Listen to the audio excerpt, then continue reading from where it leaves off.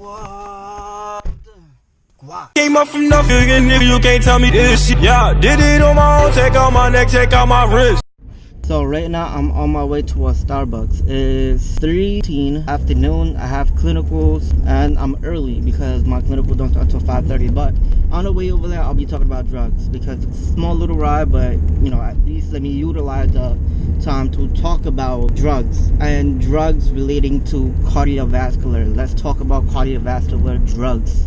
When it comes out to cardiovascular drugs, it's a lot of information. It is a lot of things. But to be honest, if you're capable of understanding what category goes with what category, the difficult part is really memorizing the name. Because if you understand the subclass, you understand it. Know that within this area, there's drugs. Cardiovascular drugs. Cardiovascular drugs is very simple because they deal with actions, what action it does. And there's different types. There's the ones that decrease volume, which is your diuretics, because that's what you're doing.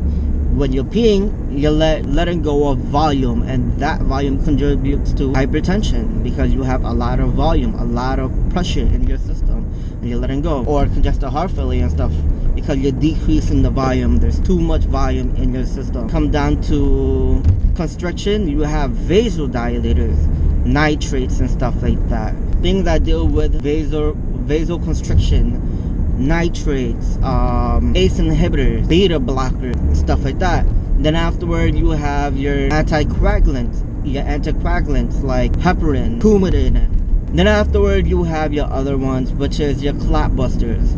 And your clot busters called fibromyalgic. But in short, let's be serious, bro. Like, keep it simple. If you keep it simple, you get it in. Like, you got it. You don't have to make it really complicated. The heart sounds really complicated. People make it complicated when it's really not complicated. The heart is just a pump. That's what it is. But you need to respect the pump. The pump is very important. The pump is what pumps everything throughout your whole body. And if the pump don't work, your body stop working. Why? Because there's that lack of energy, that gasoline. Just imagine that. Now, drugs. Now, when it comes down to nitrates, know what nitrates are. Nitrates are vasodilators, and those things, they open. Their main thing is to open your vessels, mainly in the heart. And one popular one was nitros, nitropress, nitroglycerin, nitro, all those things.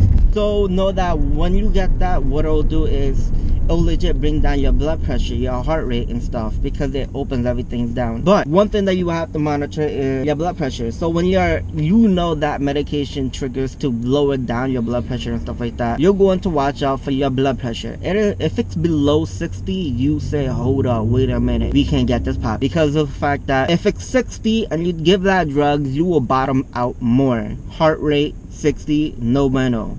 If your systolic 90, no bueno. That is a big no-go. No-go. Because of the fact you don't want them to bottom up.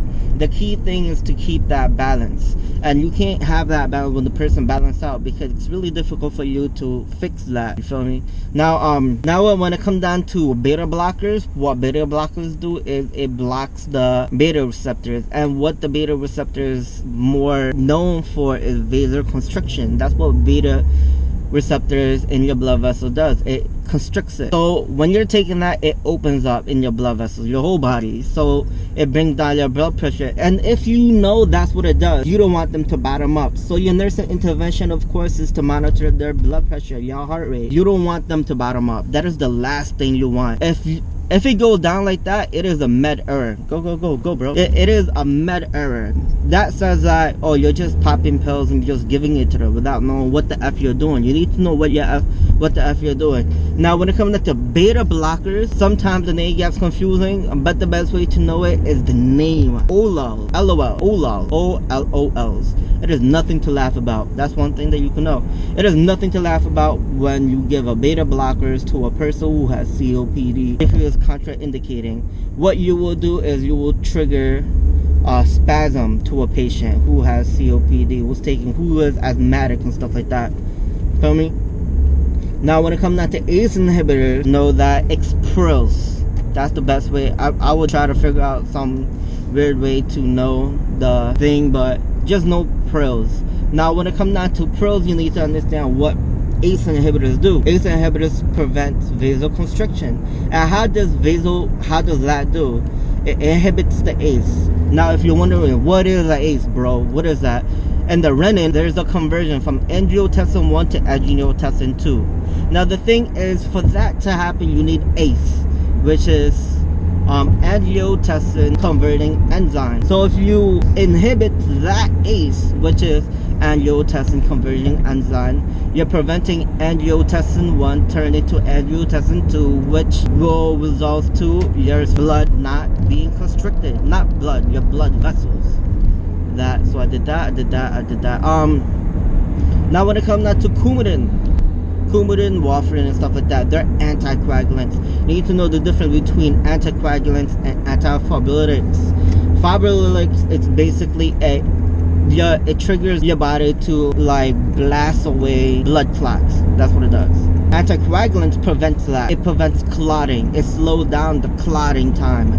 That's why if you know it slows down the clotting time, because you are taking, well, not most likely, you are taking anticoagulants because your clotting is fast. Your clotting, it's triggering really quick. So you want to slow it down, and that's why you take anticoagulants. Now, each drugs work on certain part. Now, when it comes down to heparin, just know 2 T's make a H. If you take the 2 T's and you make a line in between the 2 T's, it makes the H. So what's heparin? Now when it comes down to Coumadin, it's PTINR, stuff like that. I'll go into details with it, but I don't want to go so deep into it to the point people are like, what the F are you talking about? Just keep it moving, just get a general understanding. That's how I usually do it. When I study, I have a building block. I start off from very simple, then afterward I build up into very complex. Sometimes people say it's too complex, but it's all good. Now when it comes down to fibrillatics, it's things that it's medications that ends with ease or something like that, whatever. No, look it up, bro. But what it does is it triggers your body to break clot on its own, the body. Then I forgot, and there's aspirin, ASA, salicylic acid, something like that, right? Know that what it does is it prevents fibrinogen from going together. The platelet legit prevents the platelets. It's different from anticoagulant. Anticoagulant prevents it slows down the clotting time. Antiplatelet prevents the platelets from making a fibrin. I don't want to. Well, just know that it prevents clotting. That's what it is. In that way, like legit, it prevents clotting. Anticoagulant slows down clotting. Antiplatelet, it prevents the platelets to form a clot. It prevents forming a clot. There you go. That's a better way to remember it. It prevents go bro. It prevents forming a clot. With those things, you're going to monitor for bleeding, of course, bleeding, because that's what you're dealing with. If you don't have plates or whatever, it could. Let's say if you're taking heparin way too much because there's no clotting, basically it's just liquefied or whatever, you are in high risk of bleeding. And when it comes down to medication, something's rattling in my crib, but it's like in one of the things. And just know when you're dealing with medication, you're dealing with things that's not normal for your liver. And your kidney. So what you're going to monitor for is your liver function. That is a key thing. Liver function test.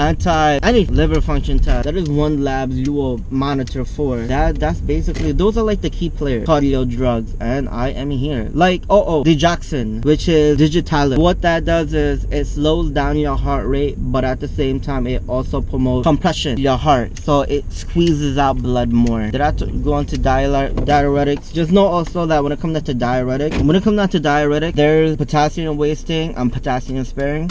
You need to understand which one is sparing and which one is wasting. Which one's sparing, which one's wasting. Obviously, if it's wasting, you're monitoring for hypocalcemia. Hyperk. Then afterward, when it comes down to sparing, you're looking for hyper. Wasting, hypo. Sparing, hyper. And those things, like you could tell when those things are happening when the patient has dysrhythmias. There's also other stuff like, calcium channel blockers, which is basically, it deals with like relaxation, because that's what calcium does. It relaxes, so you want that like that for me. But I need to go, and I'm in cross country, so I need to type my notes, bro. And that's like my little drug review, so at least it's something refreshing for the vlog. Peace out, cross county, onward to Harrison. Stop sign.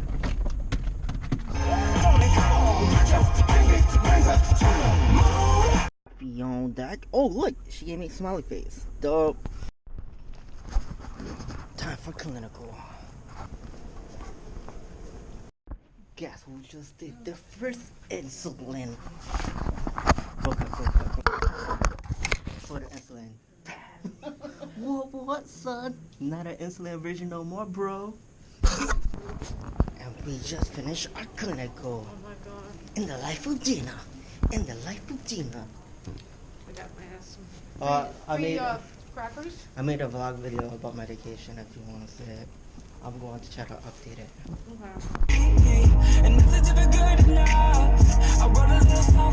In 1.9 miles, stay to the left to Sawmill River Parkway South, New York City. Today was a really dope clinical day. Like said in the vlog earlier, I did my first insulin shot, bro. That ish was I wasn't nervous. I was prepared because I was watching videos while I was waiting. My instructor was super dope. She was like, listen, you're going to be doing insulin today. So I was like, okay. So mentally, throughout the whole day, while waiting, I was preparing myself mentally. And my instructor is dope. Like she was like that. She went over it with me. She asked me like, what's the procedure, what's the rights and stuff and everything. And yeah, man. Talk about it tomorrow. I need to clean up my room because my room is a mess right now.